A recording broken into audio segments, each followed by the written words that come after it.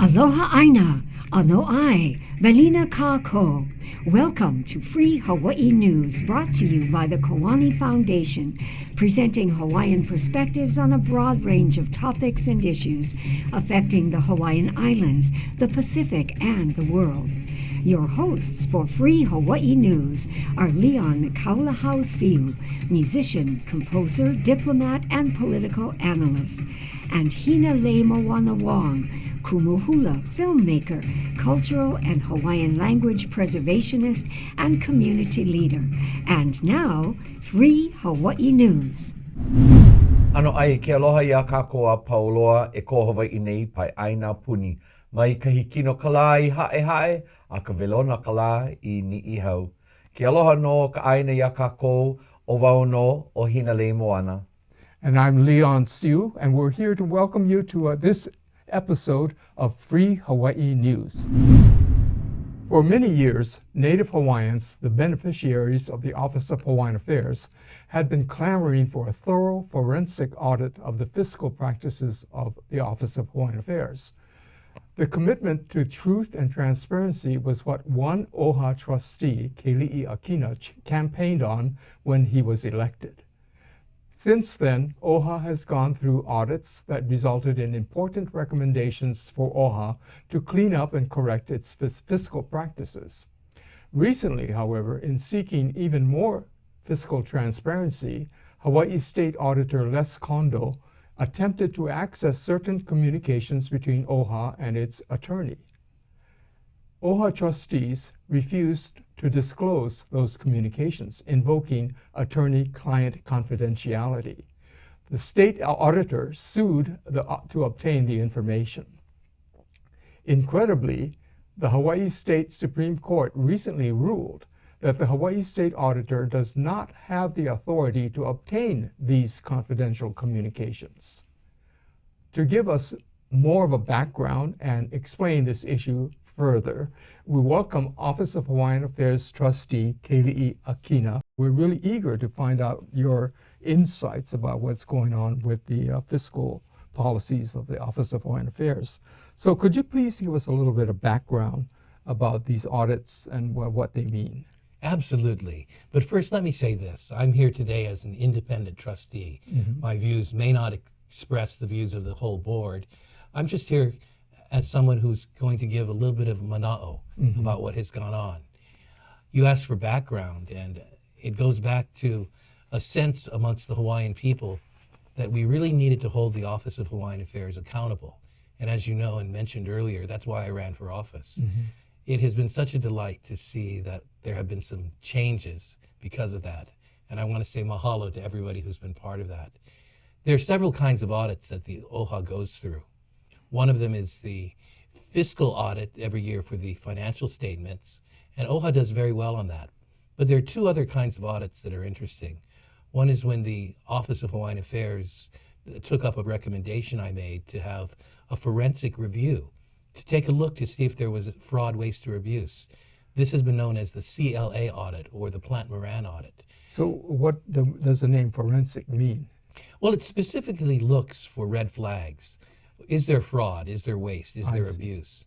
And we looked at the years 2012 to 2016 in particular and found that there were at least 38 instances of millions of dollars of potential fraud, waste, and abuse. These are called red flags. And then we followed it up and found that indeed there is evidence of that. And that's not a good thing. It's not a Pono thing. But I want to say that OHA did the right thing because OHA called for that audit and implemented recommendations so that those things won't happen again, and voted recently to hand over the findings of that audit to government officials. So that's a feather in the cap of the trustees of OHA. I'm proud of that. The Office of Hawaiian Affairs is also a department of the state of Hawaii. It's a government agency. And as such, it's accountable to government agency processes to be held accountable.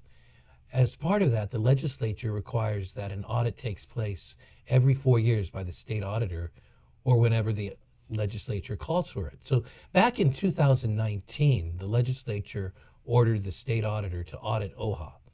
It was concerned about a lot of issues, and it was trying to determine, is OHA worthy of giving money to from the state? And so it said, you've got to go through this audit. But during that period of time of the 2019 audit, there was a conflict between Les Condo, the auditor, and OHA. And basically, Les Condo said, I need to see your executive session minutes when you as trustees meet alone without anyone else and you talk alone with your attorney. The Office of Hawaiian Affairs said, we'll show you those minutes, but we're going to take out the portions that are between our attorney and us, what we call attorney-client privilege. And that created the conflict. Les Condo sued to get that, and eventually OHA sued to keep him out. Why such sensitivity toward this, exposing this information? Well, I need to disclose that at the time, I went public as the trustee who said that I think we should hand over the documents. And my reason for saying that was not because I thought there was something secret being hidden, but because that's good for the people of Hawaii and the Hawaiian beneficiaries to be able to keep the Office of Hawaiian Affairs accountable. Otherwise, it's only the trustees that are holding it accountable. This way, there's a state agency, the auditor, who's taking a look. I felt that that would be a good gesture to make as well, because it would show people that OHA is open and has nothing to hide. My colleagues at the time, however, felt that there was an important legal principle, and I give them credit for this. I'm not criticizing them. They believed that the principle of attorney-client privilege was preeminent. In other words, there's a sacred relationship between an attorney and their clients, and what goes on between them and is communicated needs to be kept secret. I understand that, and so they stood on that principle and said, we're not going to let you in. But you see the quandary it leaves us in. Right. It makes it look like you're hiding something. Well, I'm not saying that there was anything being hidden. I'm talking about from the public. But it could be, because you see the public and the beneficiaries of OHA don't have another way of checking up unless they can rely upon the auditor. And if they can't rely upon the auditor to take a look, then who's going to look and see what's going on and give the assurance? And again, I felt it would be in OHA's benefit to actually voluntarily do this. I'm not a lawyer. My opinion, however, was we could, as a one-time practice, voluntarily let the auditor in. He's bound by his professional oath. He's also bound by law not to disclose what he finds. And so we could have the check that's needed, and that would satisfy the responsibility of the beneficiaries to be holding OHA accountable. But I understand what my colleagues were saying at that time. Many of them felt that if we let the auditor violate the attorney-client privilege, it could happen again in the future and set a very bad precedent. So unfortunately, while that's a good principle, attorney-client privilege, it doesn't let us find a pathway to hold OHA accountable. And quite apart from this audit, I was looking at things that we were looking at through the forensic review about OHA's LLCs, about business practices, about favoritism. Let's go back to that for a while. This is what came out during the initial forensic audit, right? This is what you're talking about. The CLA review, right. Yes. Yes. And as it looked at the years 2012 to 2016, it saw that there were 38 instances of red flags that indicated fraud, waste, and abuse. I see. And what types of fraud, waste, and abuse? Well, for example, exposed? Money would be given without going through the procurement process. I see. On the basis of just favoritism, or on the basis of the CEO at the time knowing someone and having a relationship with them. Another example would be hundreds of thousands of dollars would be provided to a party, but no work product would be given.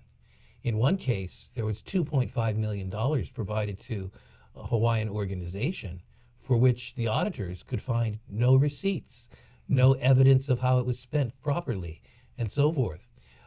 There was just a long list of rules, of laws, of bylaws that were violated that caused the first reviewers, the CLA firm, to say that there were 38 red flags that indicated fraud, waste, and abuse. Mm-hmm.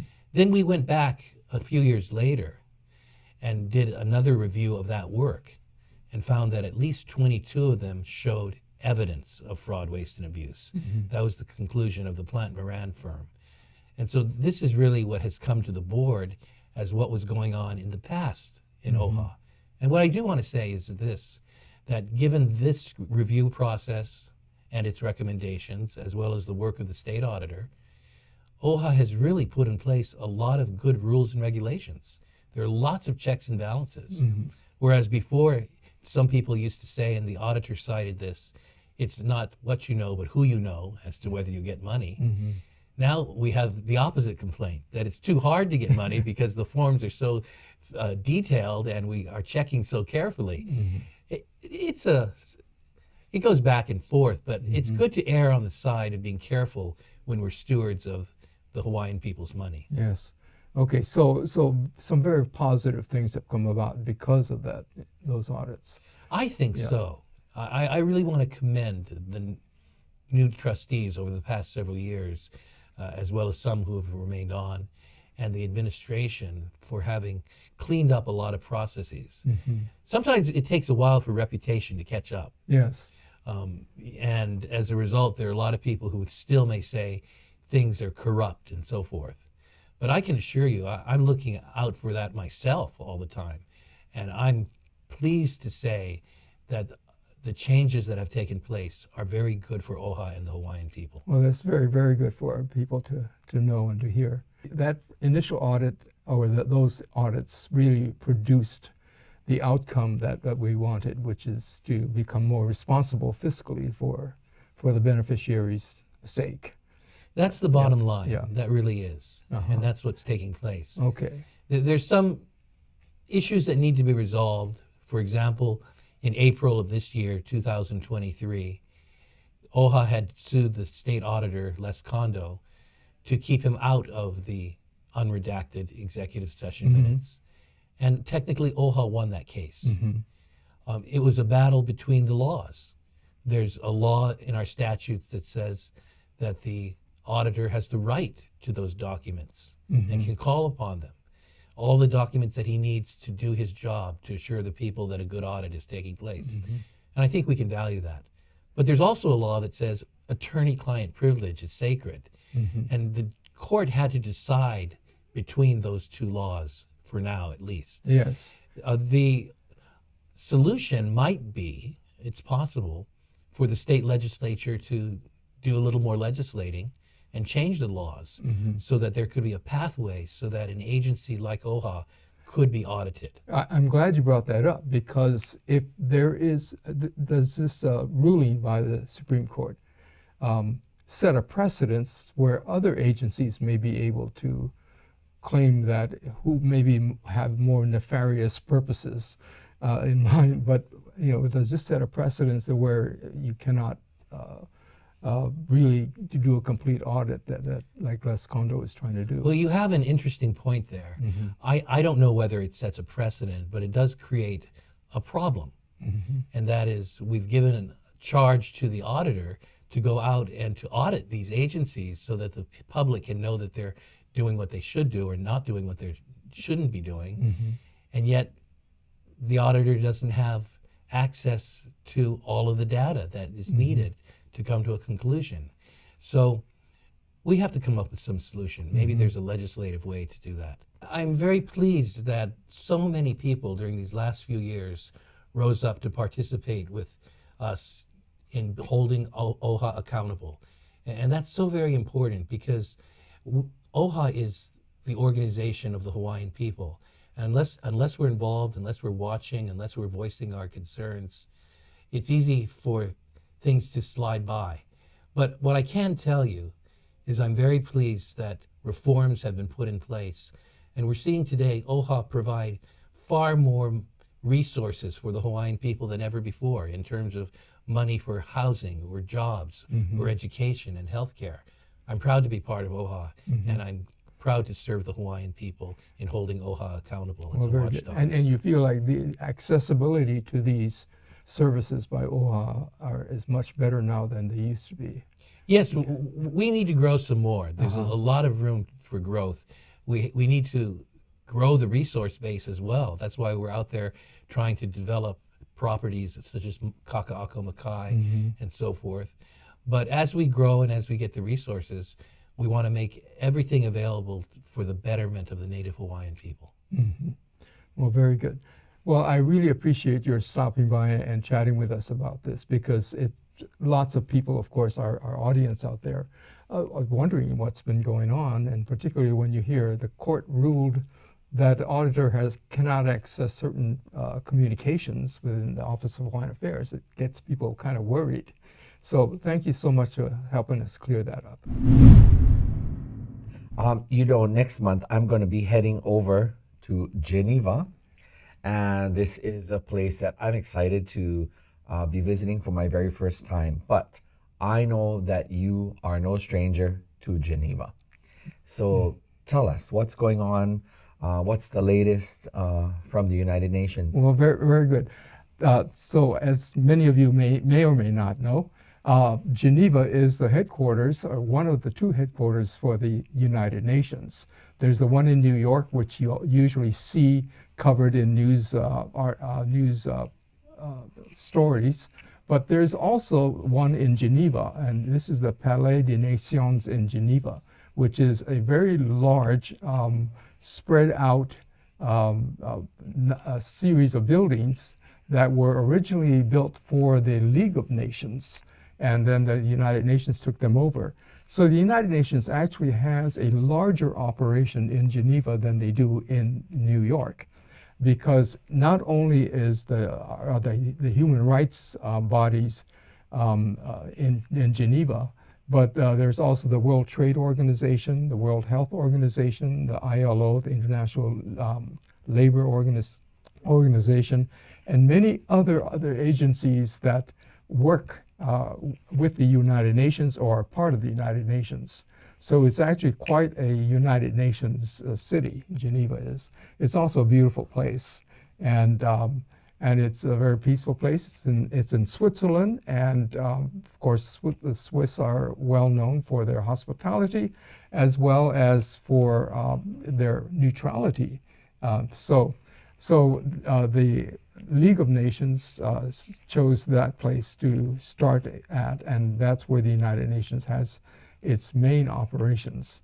So what's going on at the United Nations? So I'm glad you're going there because the Human Rights Council, which is one of the main bodies that meets at the UN in Geneva, has been very active lately with some of the things that we're concerned about, particularly with in the area of decolonization and of self-determination. Now, I know here locally there's a lot of controversy over using the word colonize or being colonial, but I just wanted to address that just a little bit, because of course we are an occupied sovereign nation being occupied by a foreign country, the United States. But the United States treats us and has treated us for the past 125 years like a colony, like other nations had colonies, and so in other words, what they tried to do, the United States tried to do with Hawaii, is to supplant our culture, our language, our history, everything, and replace it with American culture and language. That's colonialism. That's coming in and taking over and importing and forcing your own culture and your history and everything upon another place. So Hawaii is actually under occupation, but it's also, and even more so, a victim of colonialism. The Human Rights Council, which is located in Geneva, is one of the meetings I attend regularly 3 times a year. And they look into human rights violations, which are quite broad when you look at the categories that they have. But we're looking particularly at the areas of decolonization and of self-determination. That is, the United Nations adopted a policy early on in 1946, when they first started out, that all peoples have the right to self-determination, that they don't need to be held or colonized or occupied by other countries or possessed by other countries, that everybody has the right to self-determination. And so they put that into much of into their charter and into much of the policies that they have written ever since. And of course, they created the decolonization process, which started out with about 100 countries or places in it, and currently has 17 left. So over the years, the process of decolonization has worked quite well for most of the world. Unfortunately, Hawaii got caught up in this because we were fraudulently put onto the list of countries to be decolonized. And then in 1959, the United States faked a decolonization procedure, and that was the statehood vote. And I bring that up because there was something in the newspapers just this past week, or this past month, that talked about Puerto Rico and a vote that the United States Congress, actually the House of Representatives, voted to allow Puerto Rico to have a referendum to vote on decolonization. That is, they could vote whether they wanted to become independent or become associated in some other way with the United States, or become a state of the United States. And so the decolonization procedure is being applied for places like Puerto Rico and, of course, Guam and other places like that. That is, the U.S. is being responsible to allow them to have these different choices of self-determination.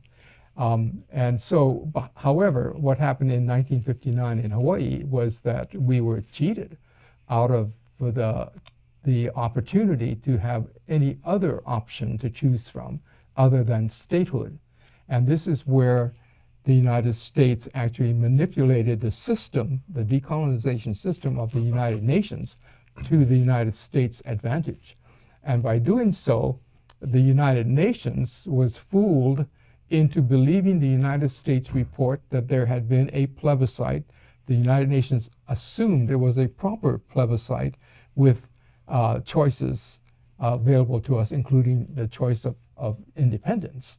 But the United States never actually offered us that choice, or even mentioned it, or made any kind of hint of that we might be independent. So what the United States conducted in their plebiscite, their statehood plebiscite, was an improper decolonization process. The United Nations did not realize it at the time, and they actually approved it.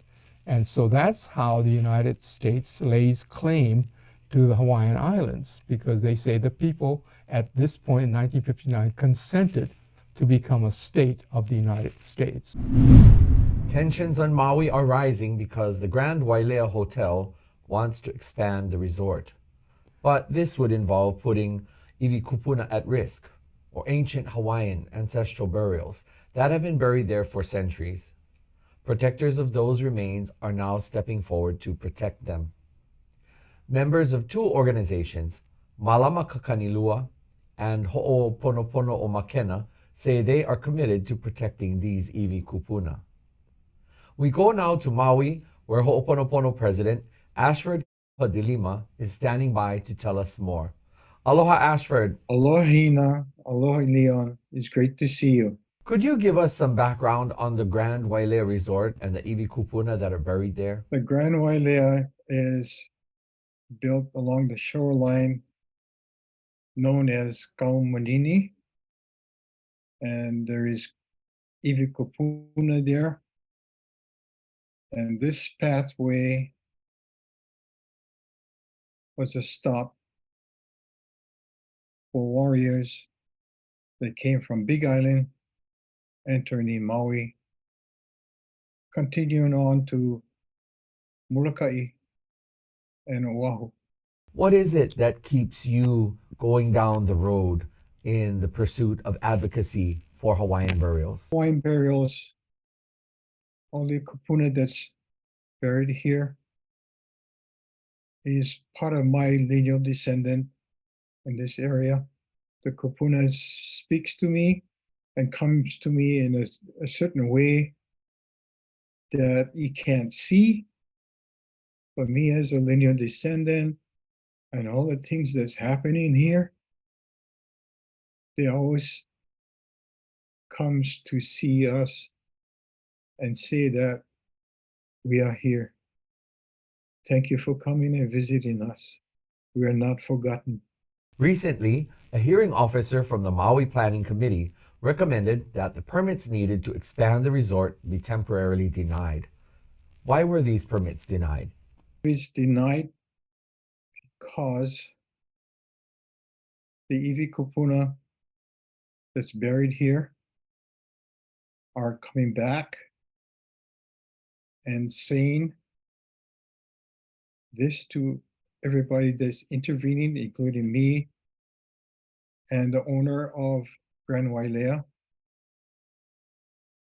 So this is the reason why I feel it was denied. So they could further look into this and find out why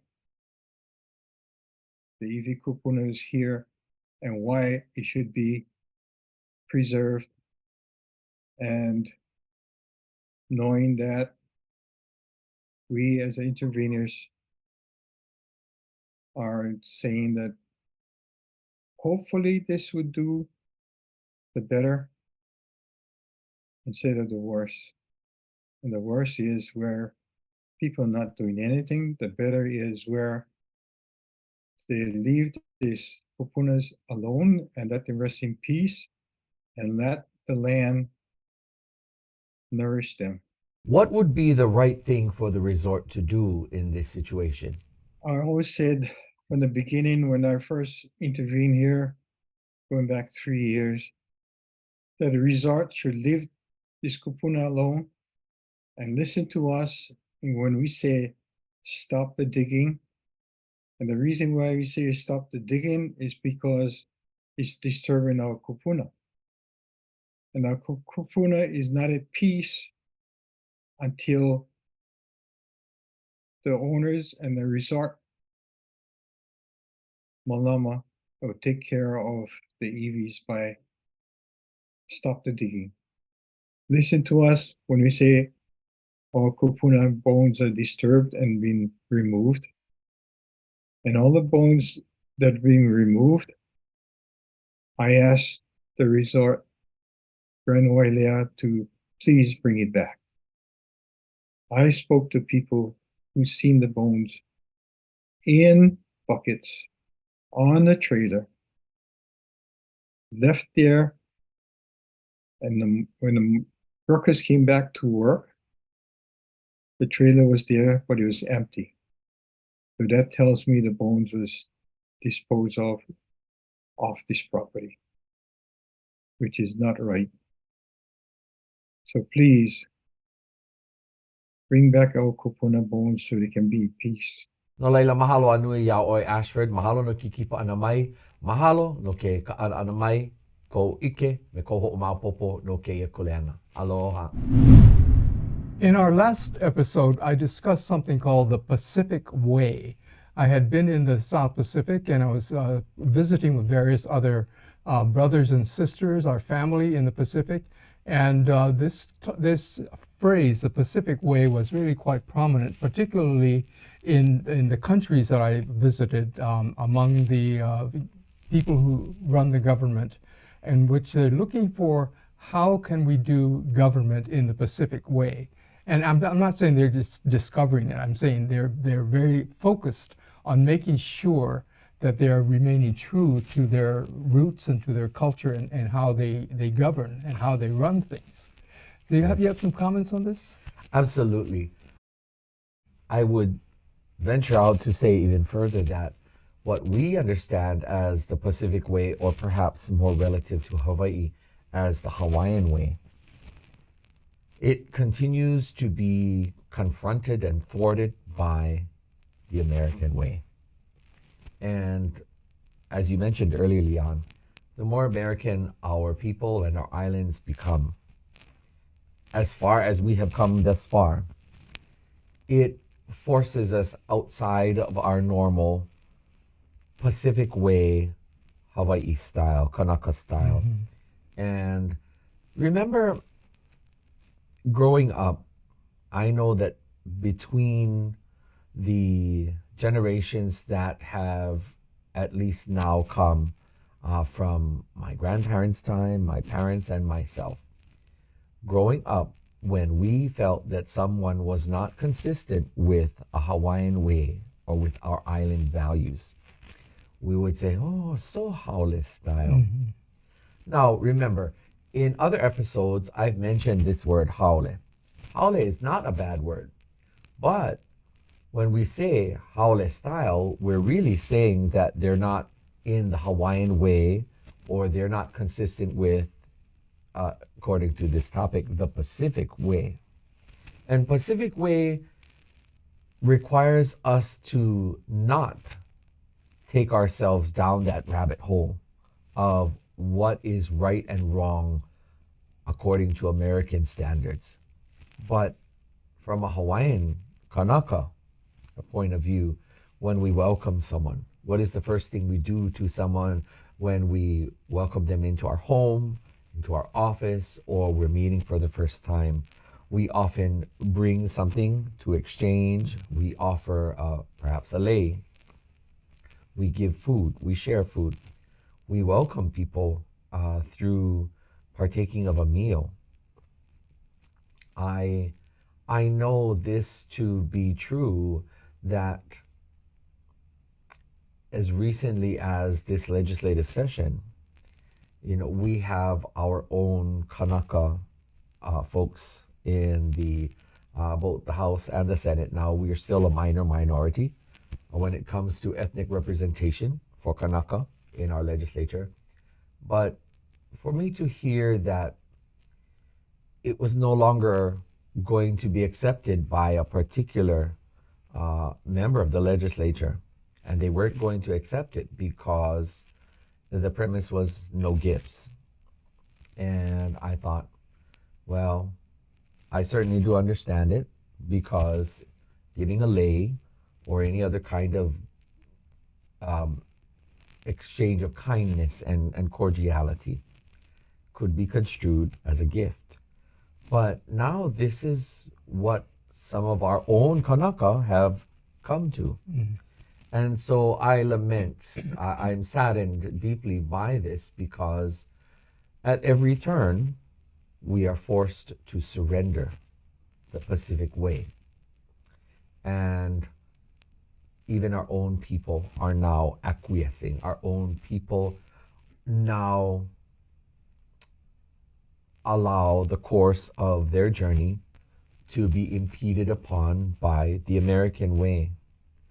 So when it comes to the Pacific Way, Kanaka values, Kanaka worldview, and how Hawaiians do things, what's pono when it comes to us? See, the word pono is very relative. Yeah, it's all relative to where our piko is. And I take us back to the other episodes that we have put out so far. And I can only say, remember everyone, Hawaii is our mainland, and Hawaii should be our piko. If we understand this conceptualization of who we are and how we do what we do and why we do these things, we will then understand and hopefully return ourselves to the Kanaka way, or in the larger sense of the Moana Nui, the Pacific way of life. Yes, and like I said, that many of this particular phrase is really prominent, and where people are consciously throughout in the Pacific Islands, people and in organizations in particular, organizations that serve the people and governments and all that, they're really conscious of, are we doing this our way? Let's make sure that we're not abandoning what is good and what is true to our people, what is pono, and that we don't make decisions based on whatever the American or the Western way would be. let's be true to ourselves. And I really admire that there's a conscious effort to make sure that we're true to our values and our heritage. Absolutely, Leon. There is, however, one caveat to that, and that is that I find that there are many individuals now that will simply replace the word right and wrong with the word pono. Yeah. But for me, when we utilize the word pono, that then recenters and recalibrates, or should, by default, because we're using the word pono, it should recalibrate our thinking and our hearts to what is pono according to Kanaka views and values. It is, to me, very, very inappropriate to say what's pono, but what they actually meant was what's pono from an outside or an American way or a foreign way. That's a lot to think about, everyone. Yes.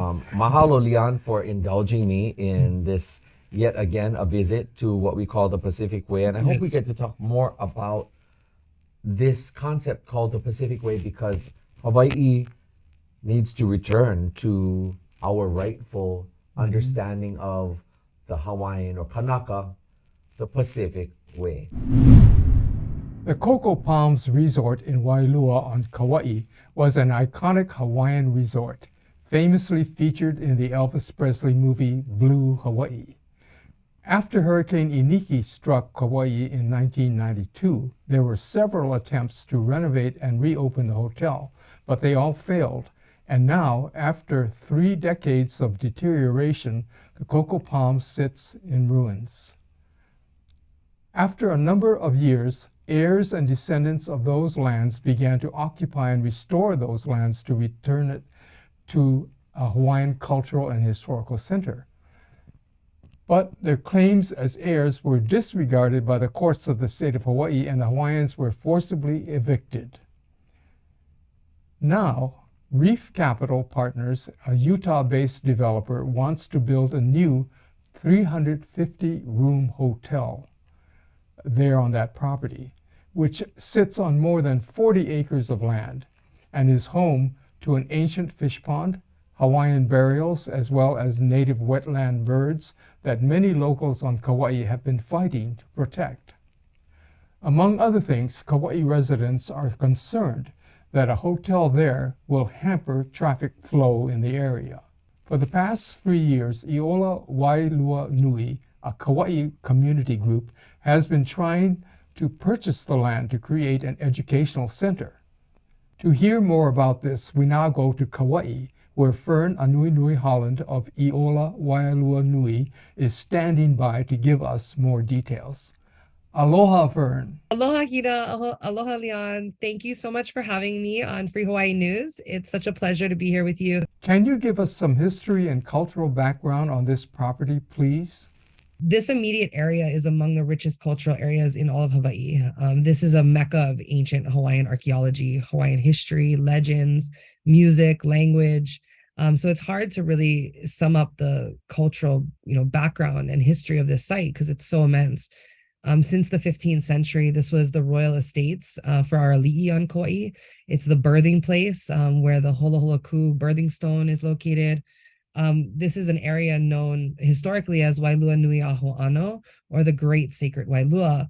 It's surrounded by heiau. It remains today one of the most significant cultural, historical, archaeological sites and environmental locations we have on Kauai. The property itself is made up of multiple parcels that we've been talking about. These parcels collectively, about 6 or 7 parcels, really make up about 50 acres of what we've largely been talking about over the last few years as these hotel developers parcels and the former Cocoa Palms resort parcels. Some of those are fee simple or considered owned, and some of those are state leases that are considered still state land, but leased to the developers. And collectively, about 50 acres really make up everything Mauka of Kuhio Highway in Wailua, right there across from Wailua Beach. On the front developed property where the main hotel structures are today, there are 2 ancient fish pond systems, 2 fish ponds that are estimated to be between 600 and 800 years old, but really they've never been properly dated. There's never been an archaeological assessment as far as we can tell. They date back to a time when the property was very abundant, flourishing wetlands that are described in the late 1800s as being a place full of Koloa ducks. And basically the entire floodplain there is a wetland that's fed largely by spring systems and overland drainage. The site was quickly moved, it's such a long history, it's hard to summarize, but really the site was quickly moved into the hands of Dole post the overthrow, and went in from being this place of our last queen, the home of Deborah Kapule, and these royal residences, into a coconut plantation for copra. At which point the fish ponds actually continued to be stocked and used up until about the 1930s, from what historical records tell. And then the hotel was opened in the 1940s, initially with only 24 shack rooms. And it became a place of filmmaking, obviously became very famous during the filming of Elvis Presley's Blue Hawaii. And the ancient fish ponds were modified at that time and kind of turned into more of an aesthetic lagoon for the guests' pleasure than really the fish pond the historical fish ponds that they are. The hotel really was one of the famous, Hawaiian hotels that drafted a lot of what became this Hawaiian hospitality experience that people really became, familiar with as the tourism experience to Hawaii over the decades. In 1970s, they built the north concrete wing of Coco Palms. And we know that in that expansion, there was 34 bodies that were at least 34. Some accounts, some oral accounts say more, were dug up, reinterred in a mass grave on the property. And there's really no clarity as to how many of these iwi were disturbed in the original development of the main parts of Coco Palms Hotel. Why has the property just sat there for all this time? The property was destroyed in Hurricane Iniki 30 years ago. It's remained in ruins ever since.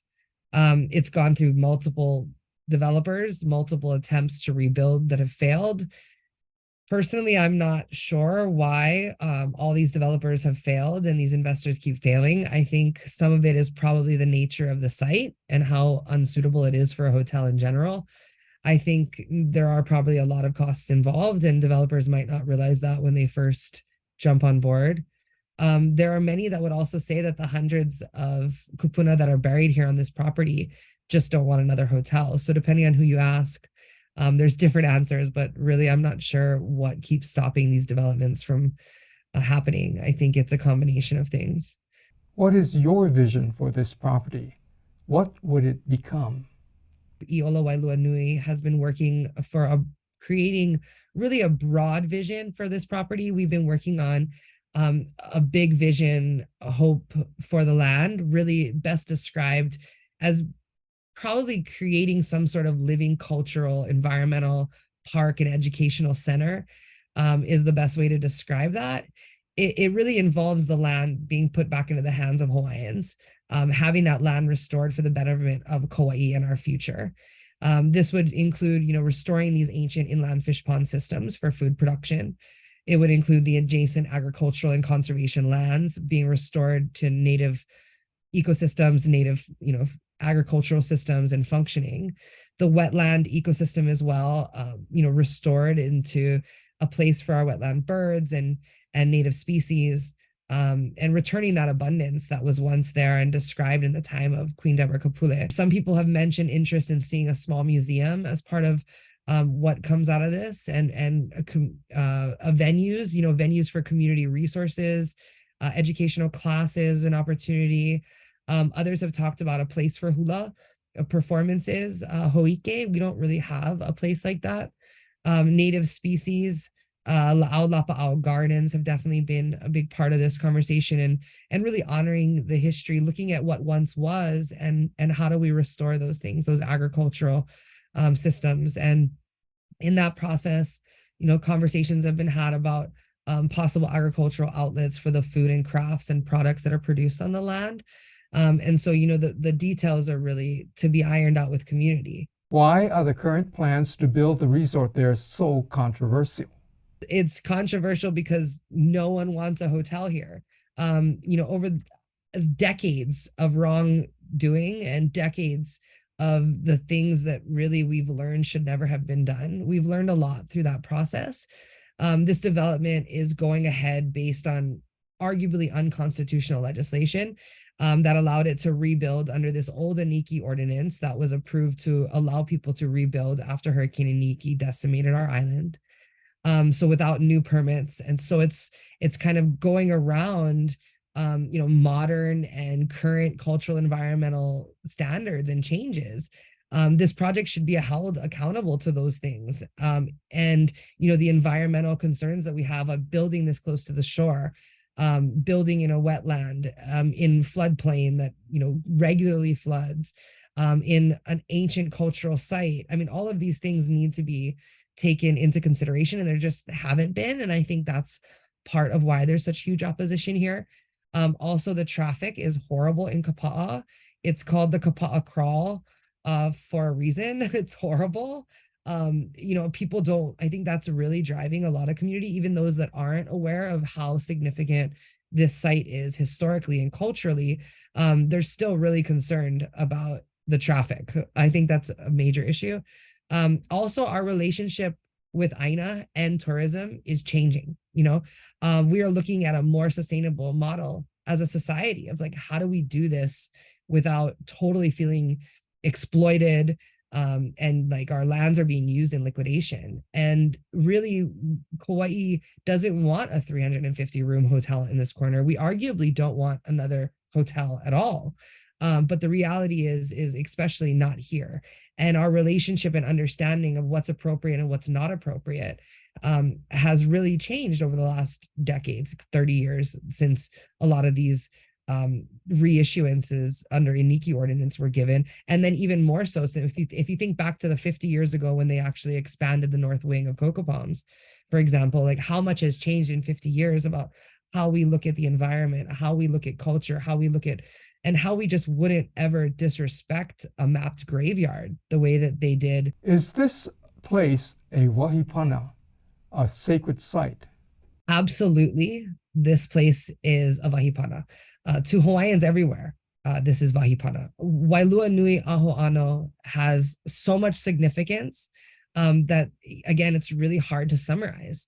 Mahuna Pu'uone Cemetery was a mapped cemetery post-Mahele. So the property was really built and unearthed an entire mapped cemetery of very significant remains that have never been archaeologically, assessed and may hold significance to the entire world. I mean, really unique Hawaiian burials are reported to be have been unearthed in some of this hotel development.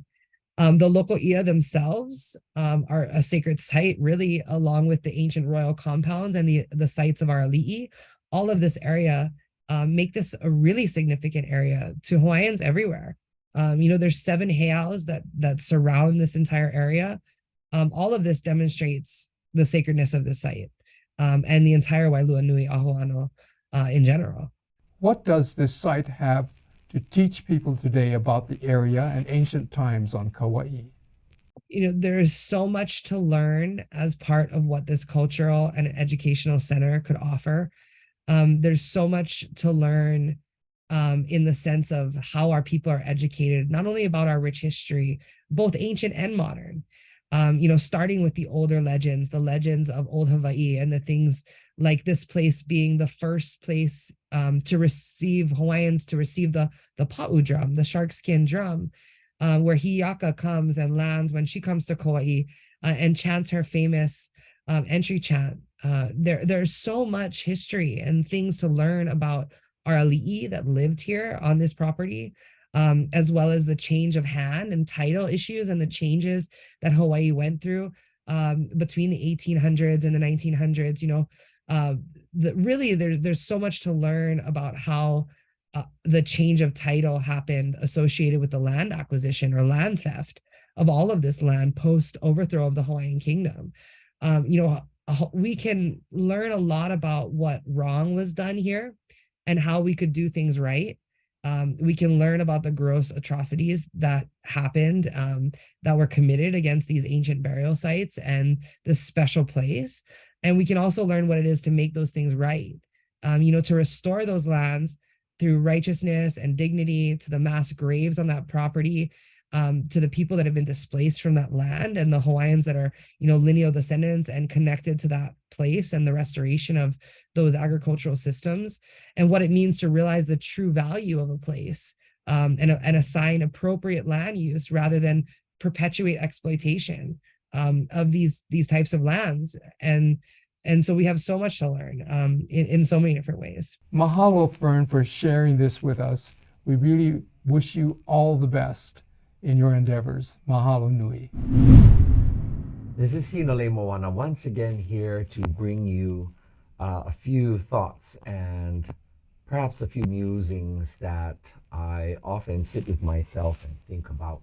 I want to say to all of our people, whether you're Kanaka or other Kama'aina, and anyone who lives here in Hawaii, especially for those who are my generation and before, we come from times that found our grandparents and parents encouraging, at least in my case, they encouraged me to go out and get an education.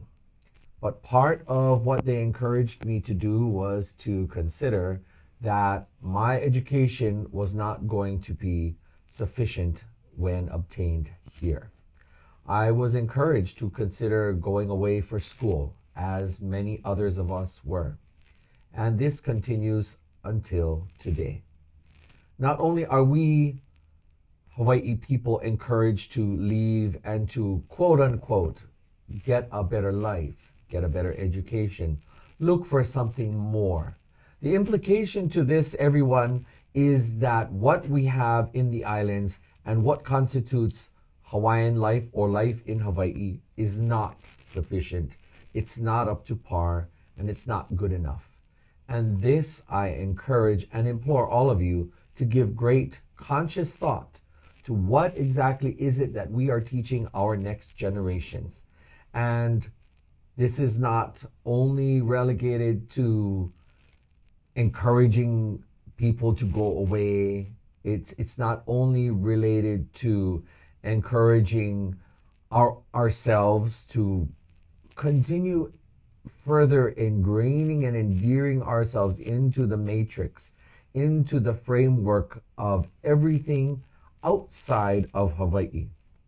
I can't remember a time where I would hear that there was a greater overwhelming sense of support for our Hawaii team, and that could have been any sport coming out of here in Hawaii. There always seemed to be a much greater level of interest, a greater level of support for teams that are far away. And these are sports teams that can be across the gamut of football, basketball, you name it.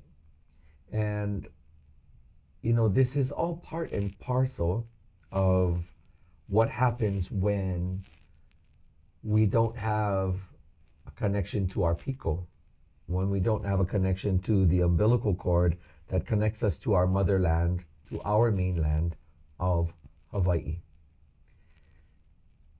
What exactly constitutes education? What exactly are we teaching our next generations? Do we educate them about who we are and empower them? Do we empower our future to believe in us and believe in Hawaii? Do we empower our next generation of leaders to contribute back to Hawaii? Or do we simply indoctrinate them to believe in systems, not just one kind of system, not just one area, but to believe in systems that will further take them away from what makes them island people, from what retains our Pacific way of life, what makes perhaps for those of us who are ethnically Hawaiian, Hawaiian style. If these sentiments echo within you, I encourage each and every one of you to give great thought to what it is that we teach our next generations. The next Hawaiian that we should encourage should be found in many areas. We should encourage our young people, Hawaiians, other island people, and anyone else who lives in Hawaii. We should encourage all to learn the language of this land. We should encourage all to embrace Hawaii as the center, our focal point of where our aloha should lie. We should look at what do we need to do to ensure that our next generations will even have a future here. For those of you who are in my generation, you 50-somethings, and those of us who are in the Makua and Kupuna generation, we have every capacity to impact the lives of young people. So let's give great thought. Let's be conscious and conscionable in what we advocate. Do we educate our next generations, or do we indoctrinate them into a system and a set of beliefs that do not rightfully belong to us, for us to continue to adopt and aspire to? No leila ke la wale no ko'u mau mana'o e kohove i nei pa'aina. Mahalo anui. Mahalo for joining us for this episode of Free Hawaii News. We're really glad you could be here, and we thank all of those that contributed their mana'o to this particular episode. We want to invite you to join us again for the next one as well. Ano leila mahalo anu ia oko a pauloa. Mai hea mai oko e kipa mai nei, ko maua leo aloha, ko maua leo mahalo. Me ka noi ani ia oko, kipa ho mai ia mako ma ane i nei ma Free Hawaii News. O maua no keia, o lian a ohina, a hui ho kako, aloha.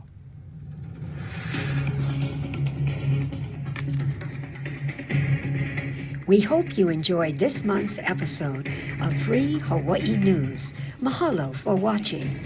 There's a new show every month, so this program will air several more times this month.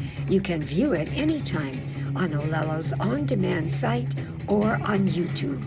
See you next time. Ahui ho, aloha aina.